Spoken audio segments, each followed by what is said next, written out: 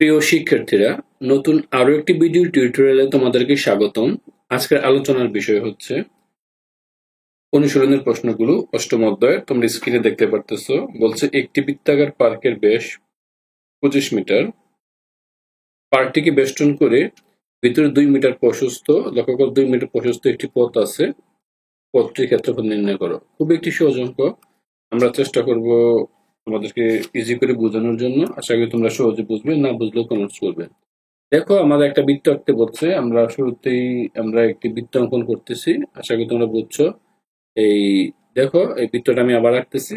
দেখো, এই যে বৃত্ত দেওয়া আছে, এই বৃত্তের এখানে এই ব্যাস, লক্ষ্য করো এই বৃত্তের ব্যাস এটা হচ্ছে তোমার 25 সেন্টিমিটার। বলছে এই পার্কটিকে বেষ্টন করে 2 মিটার প্রশস্ত একটি পথ আছে। এবার আসো, এই একটি পথ অঙ্কন করে ফেলি। এই যে এখানে একটি বৃত্ত আছে, এটার পথ নিয়ে নিলাম। দেখো, এই যে 2 মিটার একটি পথ আছে, তো এই যে পথ যেটা আছে এটাকে আমরা একটু ক্লিয়ার করে তোমাদেরকে দেখাচ্ছি। আশা করি তোমরা এই হলুদ কালার দিয়ে দেখবে। এই যে বৃত্ত, এটা হচ্ছে তোমার এই সম্পূর্ণ অংশটা হচ্ছে তোমার বৃত্তটি একটি পথ আছে, রাস্তা।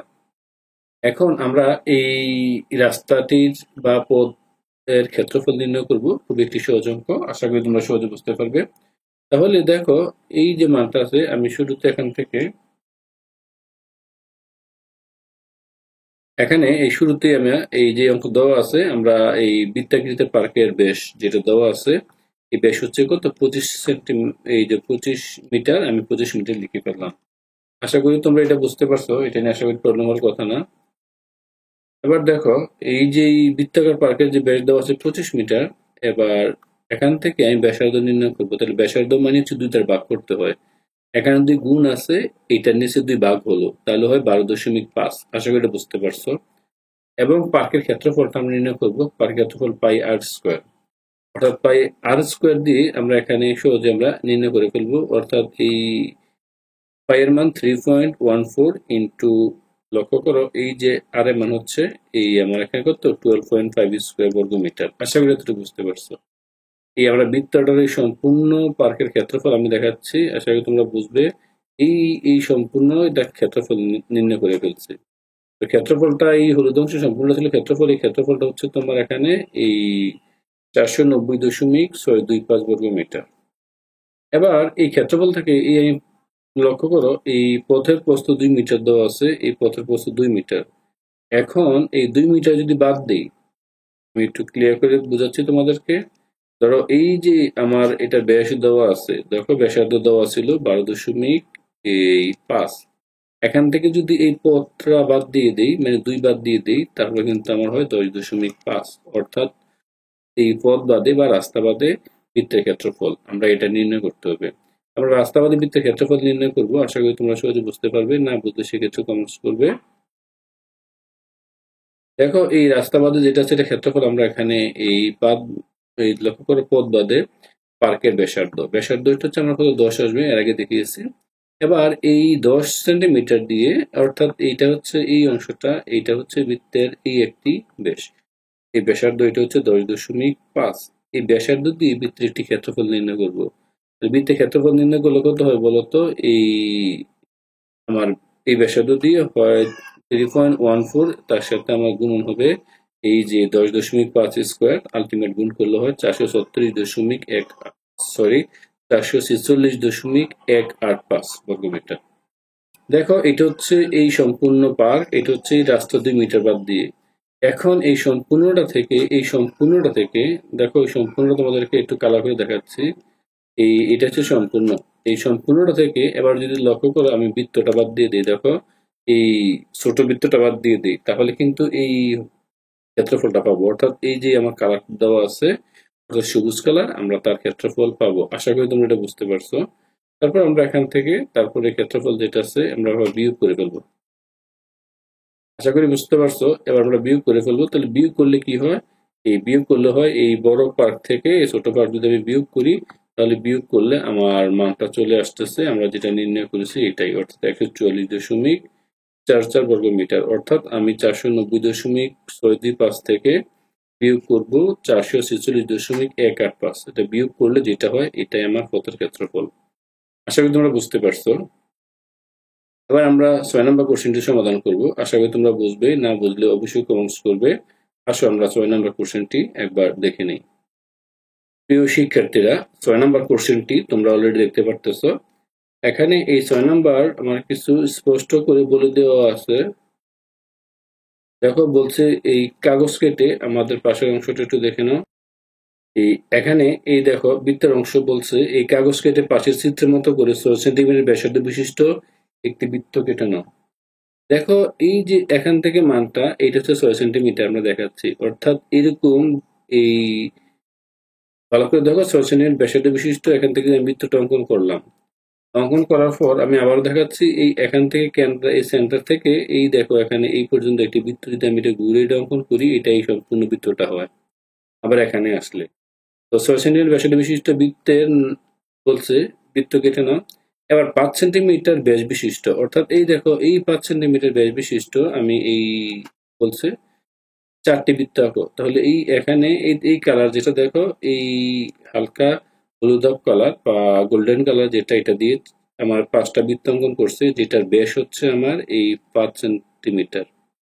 এটা ব্যাসার্ধ ছিল 6 সেন্টিমিটার, এটা ব্যাস হচ্ছে 5 সেন্টিমিটার। তাহলে এরকম ছোট ছোট 4টি বৃত্ত এটা নিয়ে আসছে।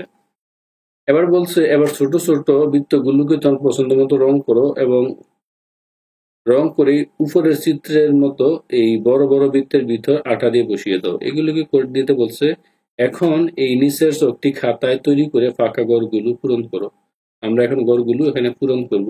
আমরা প্রত্যেকটা মান ইন্ডিভিজুয়ালি দেখিয়ে দেখিয়ে সলভ করবো, যেন তোমরা বুঝো। যদি কারো প্রবলেম মনে হয় সেক্ষেত্রে তোমরা কমেন্টস করতে পারো, আমরা চেষ্টা করবো তোমাদেরকে বুঝিয়ে দেওয়ার জন্য। তো শিক্ষার্থীরা, তাহলে 1 নাম্বার দেওয়া আছে বৃত্তের ব্যাসার্ধ 6 সেন্টিমিটার। বৃত্তের ব্যাসার্ধ 6 সেন্টিমিটার ছিল, তাহলে বৃত্তের ব্যাস কত হবে?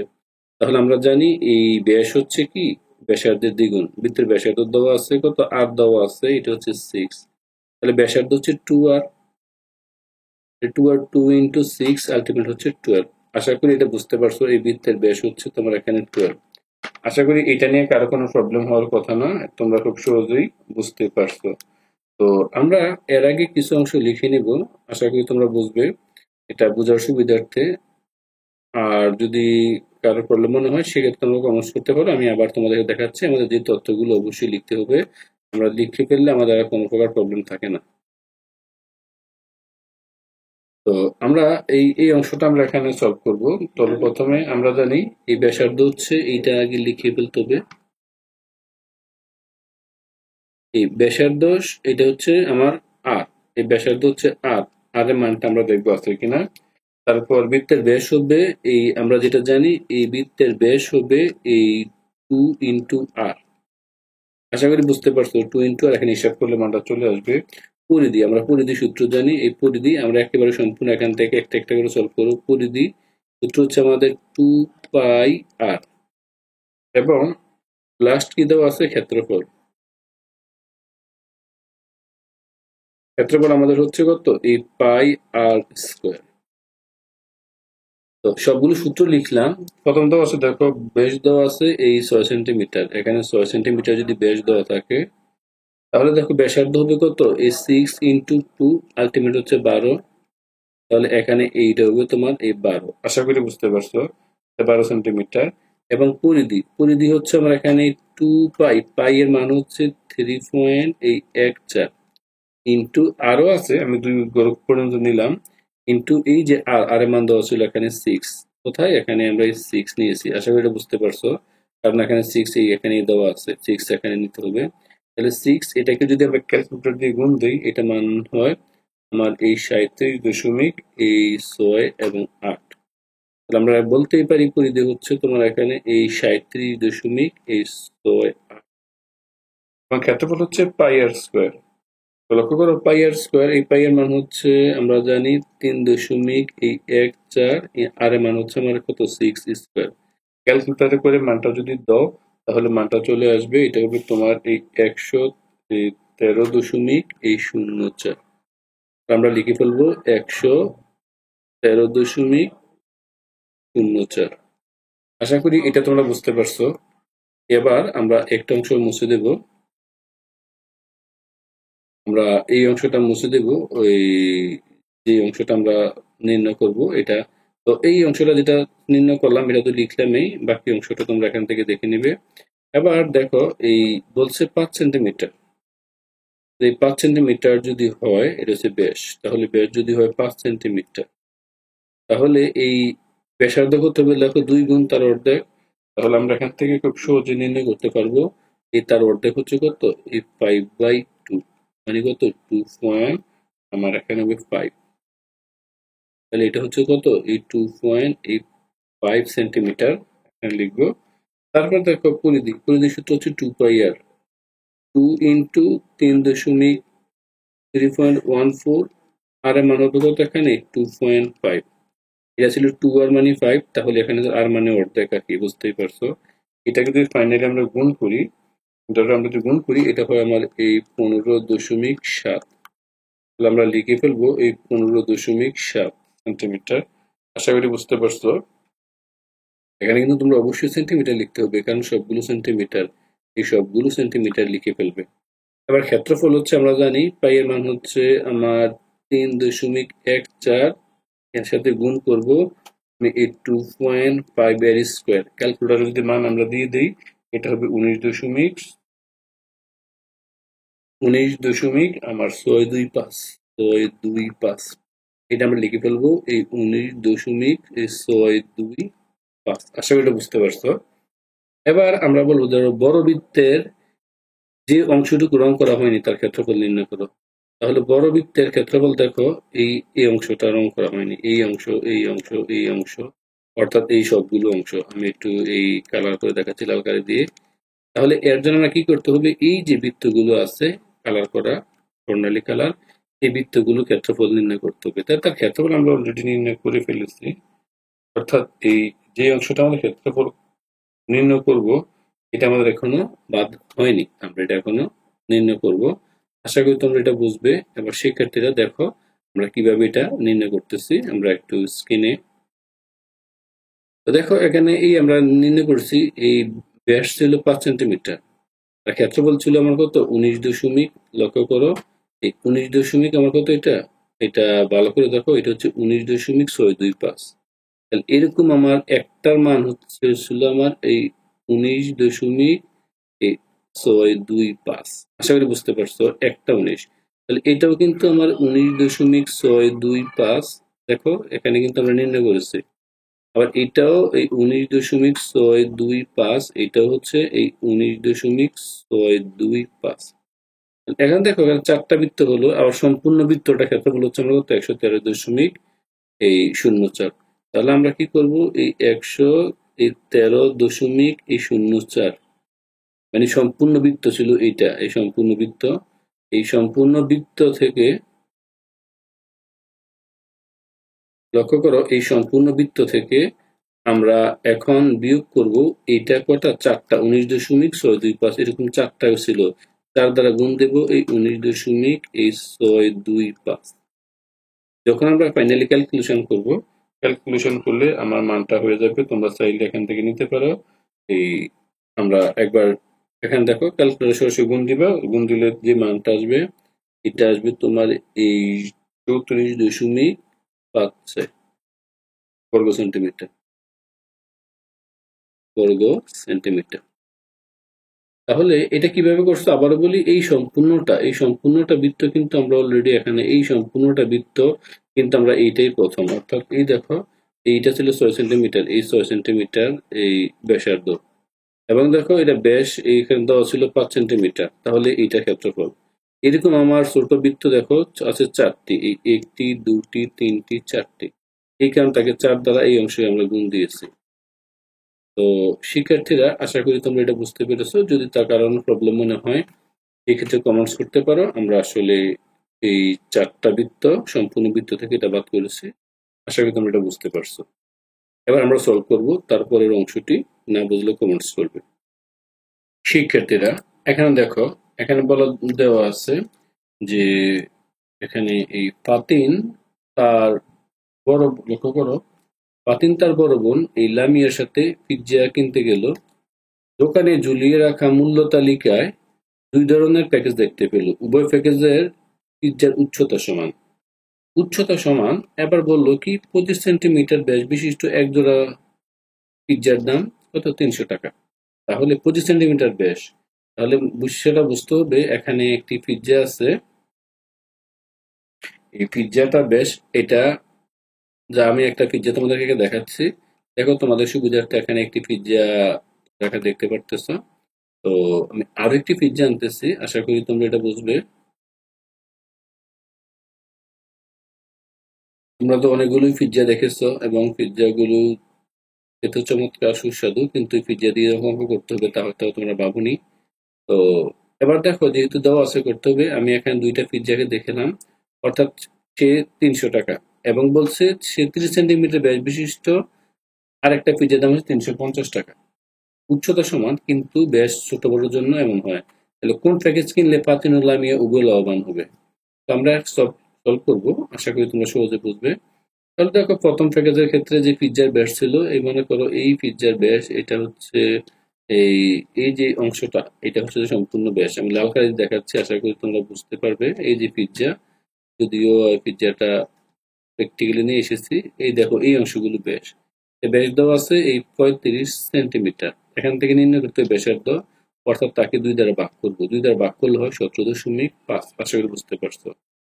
সুতরাং যেহেতু আমরা ব্যাসার্ধ পেয়েছি এই প্রথম পিৎজার, এই দেখো করো, এইটাই মনে করো প্রথম পিৎজা। সাপোজ এই প্রথম পিৎজার ক্ষেত্রফল পাই আর স্কোয়ার, পাই এর মান হচ্ছে 3.14, আর আর এর মান হচ্ছে এই এখান থেকে নির্ণয় করেছি, এই ডি দ্বারা ভাগ করছি। 2 দ্বারা ভাগ করলেই আর পাওয়া যায় ব্যাসার্ধ, যেহেতু 17.5 স্কোয়ার। তাহলে এইটার মান হচ্ছে এত বর্গ সেন্টিমিটার। তাহলে আশা করি প্রথম পিৎজার ক্ষেত্রফল আমরা পেয়েছি। আমরা জানি এক জোড়া সমান সমান দুটি। কেন এক জোড়া দুটি? কারণ বলছে তারা দেখো এক জোড়া পিৎজা কিনলো, দুই ভাই বোন। তাহলে এক জোড়ার দাম মানে দুইটি, তাহলে এক জোড়ার দাম হচ্ছে 300 টাকা, একটির দাম হচ্ছে 150 টাকা।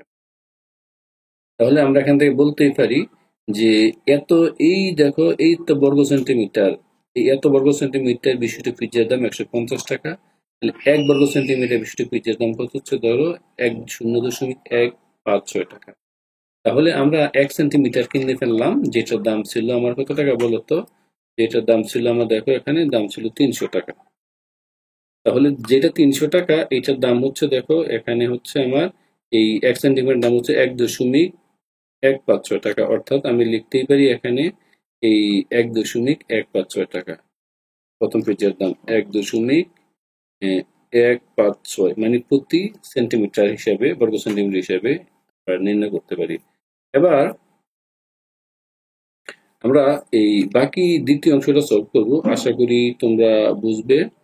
আর অবশ্যই চ্যানেলটাকে সাবস্ক্রাইব করবে, আমরা চেষ্টা করব তোমাদেরকে ক্লিয়ারলি বুঝতে। তাহলে দেখো, এবার আমরা দ্বিতীয়টাতে চলে যাচ্ছি। এখানে বলছে এই যে পাতিন যে বোন কিনছে, দ্বিতীয়টা কিনতেছি, অর্থাৎ দ্বিতীয়টা এই 30 সেন্টিমিটার ব্যাস, আগের মতোই এই দেওয়া আছে ব্যাস 30 সেন্টিমিটার। ব্যাস থেকে ব্যাসকে আমরা 2 দ্বারা ভাগ করবো, এই 30/2 হয় 15 সেন্টিমিটার, এবং তার ক্ষেত্রফল নির্ণয় করবো, পিৎজার ক্ষেত্রফল। তাহলে ক্ষেত্রফল কত আমরা জানি? পাই আর স্কোয়ার। পাই এর মান 3.14, আর এখানে 1.5, যেহেতু ব্যাসার্ধ 15 নিলাম, ক্ষেত্রফল হয় এই 706.50। আশা করি তুমি বুঝতে পারছো। দেখো, এবার লক্ষ্য করো, এখানে বলছে এই 3টি পিৎজার দাম বলছে 350 টাকা।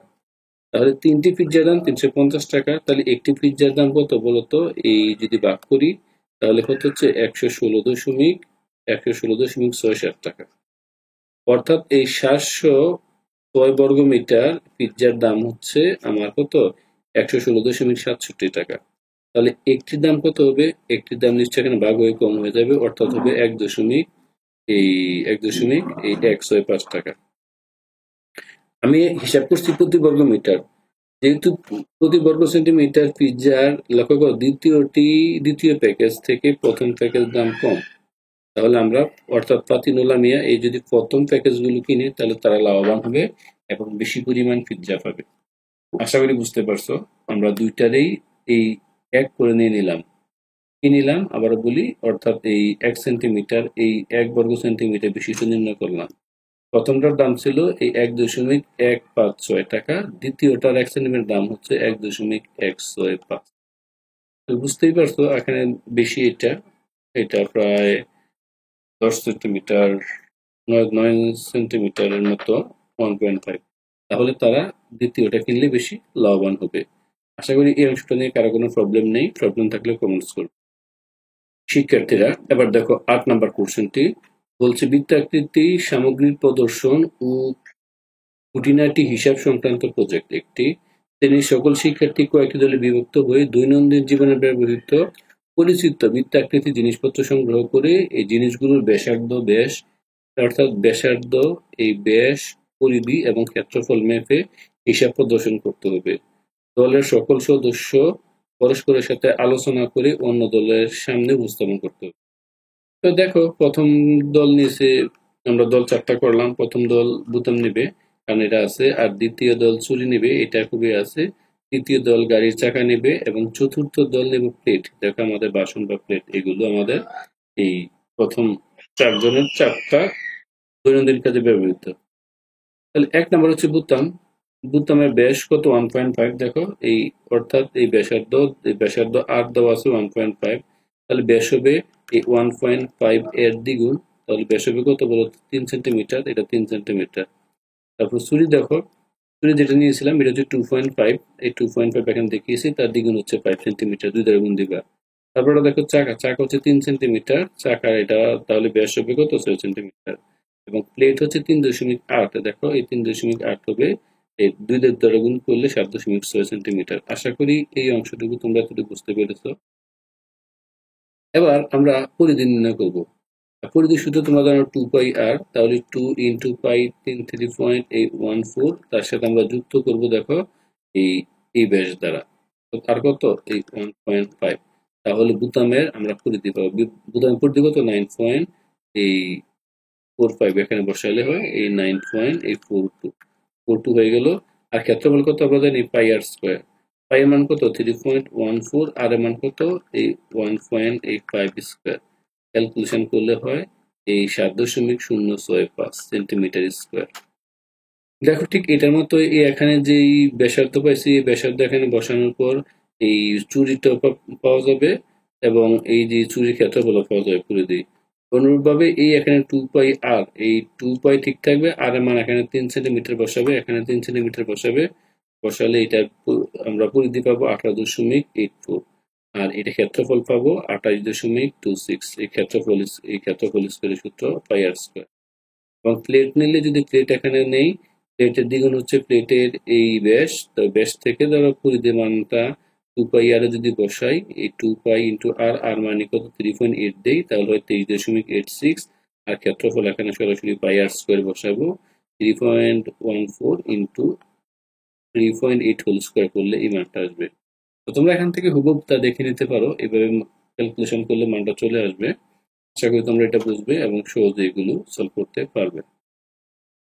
এট লাস্ট, সর্বশেষ অঙ্কটি খুবই একটি ছোট অঙ্ক। এখানে লেখক করা বলছে রুমাল, নেপকিন এবং কি কুশন বা যে কোনো কাপড়ে বিভিন্ন রকমের সুতা দিয়ে তৈরি, সুতা দিয়ে নকশা তৈরি করে এই নিতুর পছন্দের একটি কাজ। লক্ষ্য করো, এই লেখাপড়ার পাশাপাশি অবসর সময়ে সে কাপড়ের উপরে সুই সুতা দিয়ে বিভিন্ন রকমের নকশা তৈরি করে। নিতু যে বৃত্তাকৃতি চাকুতি ব্যবহার করে তার ব্যাসার্ধ হচ্ছে 15 সেন্টিমিটার। বলছে এই চাকুতির পরিধি কত? নর্মাল বিষয়, আমরা জানি 2πr। আর এখানে বসাচ্ছে, এখানে 2 রইল, পাই এর মান 3.14। এখন তার ব্যাসার্ধ হচ্ছে 15 সেন্টিমিটার, অর্থাৎ বলে দিয়েছে। এখানে বসালে এটা গুণ করলে হয় আমার কত? 94.2। আবার এই ব্যাসার্ধ তো 15 সেন্টিমিটার, এখানে আমরা বলেই দিছে ব্যাসার্ধ 15 সেন্টিমিটার নিলাম। নেওয়ার পর বলছে এই চাকতির ভিতর, লক্ষ্য করো, ভিতরের কাপড়ের ক্ষেত্রফল নির্ণয় করো। এতে ধরো চাকতির ভিতরে ক্ষেত্রফল পাই আর স্কোয়ার বসাবো, পাই এর মান 3.14 আর এটা 15 বসাই ফেলবো, স্কোয়ার বসাবো, তাহলে এটা হবে কত? 706.5 বর্গ সেন্টিমিটার, অর্থাৎ কাপড়ের ক্ষেত্রফল এটা। তাহলে এই রুমাল, ন্যাপকিন, কুশন বা যে কোনো কাপড় দিয়ে বিভিন্ন রকমের সুতা দিয়ে নকশা তৈরি করে নিতুর পছন্দের একটি কাজ। তো বুঝতেই পারছো। তো পাশাপাশি এই অংশগুলো তার এই যে বিভিন্ন কাগজের ভিতরে কাপড় নিয়েছে, তার ক্ষেত্রফল এটা এবং পরিধি হচ্ছে এটা। তো শিক্ষার্থীরা, আমরা সবগুলো অঙ্ক সমাধান করে দিয়েছি। আশা করি তোমরা বুঝেছো। আমাদের সাথে থাকবে। আশা করি বাকি অংশগুলো আমরা খুব সহজে দিয়ে দেবো। সবাইকে অসংখ্য ধন্যবাদ। আল্লাহ হাফেজ।